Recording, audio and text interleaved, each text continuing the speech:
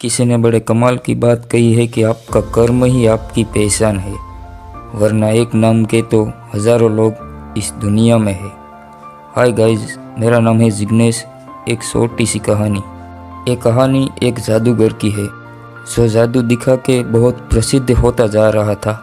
राज दरबार में ये बात पहुंची और राजा ने उसे जादू दिखाने के लिए बुलाया।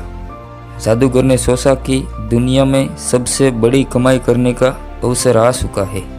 जादूगर ने सोचा कि राजा के सामने बहुत अच्छा जादू दिखाकर उससे कहीं ज़्यादा धन प्राप्त कर लूँगा।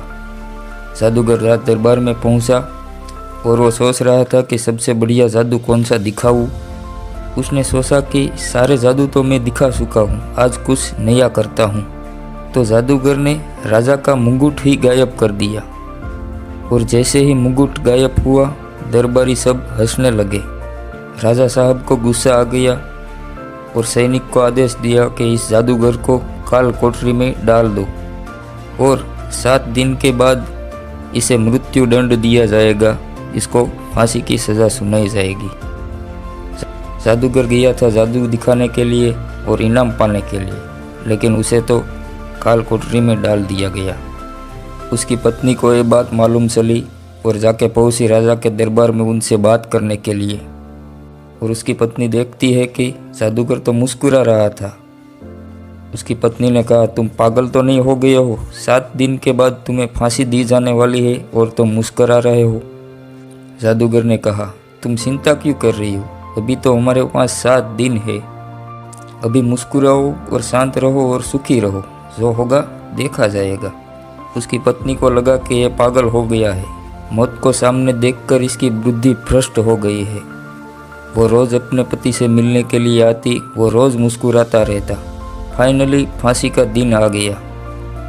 राजा ने घोड़े पर बैठकर उस जादूगर से आखिरी बार मिलने पहुँचे। जब उस जादूगर ने देखा कि राजा इस घोड़े पर आया है तो उसके दिमाग में एक आइडिया आया। जैसे ही राजा वहाँ पहुँचा तो वो रोने का नाटक करने लगा और बड़ा उदास हो गया। राजा ने कहा, हाँ भाई, क्या हुआ? उस दिन तो बड़ा जादू दिखा रहा था, मेरा मुकुट गायब कर दिया और आज मौत सामने है तो रोना आ रहा है। जादूगर ने कहा, नहीं महाराज, मैं मरने से नहीं डर रहा हूँ, मरना तो सबको है। जादूगर ने कहा, बरसों से मैं एक कला सीख रहा था, घोड़े को उड़ना सिखा रहा था। बस वो काम 1 साल में समाप्त होने वाला था और मैं ये कला अपने साथ ही लेके चला जाऊंगा, इस बात का मुझे अफसोस है। राजा ने सोचा कि उड़ने वाला घोड़ा ये जादूगर तैयार कर रहा है। अगर ये उड़ने वाला घोड़ा मेरे पास आ गया तो मैं युद्ध आसानी से जीत सकता हूँ और बड़े बड़े राजाओं को उड़ने वाले घोड़े से युद्ध करके सभी को पराजित कर दूंगा। ये उड़ने वाला घोड़ा तो मेरे पास होना ही चाहिए। फिर राजा ने कहा, ठीक है, तुम्हें 1 साल का समय देता हूँ, मुझे वो उड़ने वाला घोड़ा चाहिए। अगर 1 साल में उड़ने वाला घोड़ा मुझे नहीं दिया तो फिर तुम्हें 1 साल के बाद फांसी दी जाएगी। 1 साल के लिए तुम आज़ाद हो, मेरे लिए उड़ने वाला घोड़ा तैयार करो। जादूगर सीधा अपने घर पहुंचा। उसके घर मातम छाया हुआ था, लोग रो रहे थे। उसके सगा संबंधी आए हुए थे, उसकी पत्नी, सब रो रहे थे, लेकिन अपने पति को जिंदा देख वो मुस्कुराने लगी। आधे घंटे बाद सभी चले गए। उसकी पत्नी ने कहा, आप वहाँ से कैसे बचे? आपको तो फांसी होने वाली थी। राजा ने आपको छोड़ कैसे दिया?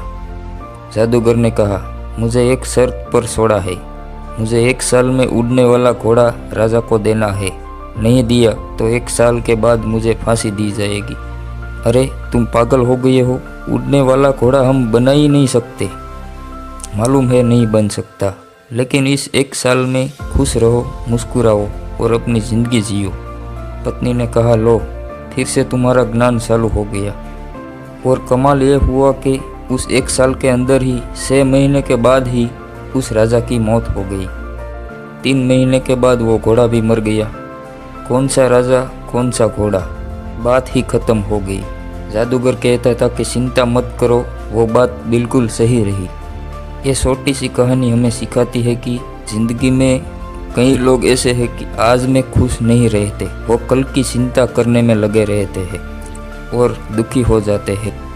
कल क्या होगा, परसों क्या होगा, ये सोच सोच कर हम दुखी हो रहे होते हैं। आज हमारे पास सब कुछ है लेकिन हम खुश नहीं है। हम आने वाले कल की चिंता में दुखी है। ये जादूगर की छोटी सी कहानी हमें ये सिखाती है कि कल जो होगा देखा जाएगा। अगर आपको कोई सवाल के जवाब नहीं मिल रहे हैं तो वो सब ऊपर वाले पर छोड़ देना चाहिए। मैं सिर्फ इतना ही कहूँगा, आज में जिए, आज में मुस्कुराए और जो कल होगा वो देखा जाएगा।